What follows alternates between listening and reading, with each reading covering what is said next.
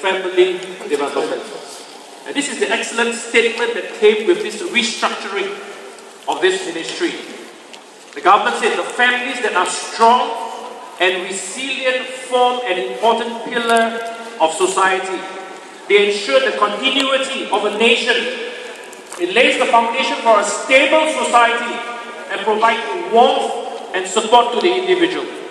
Strong family units are the basic building blocks of a stable community and nation.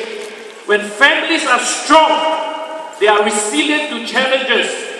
They can provide the first line of emotional, social, and financial support to their members. Stable families develop socially responsible individuals who can actively contribute towards economic progress, social stability, and national cohesiveness.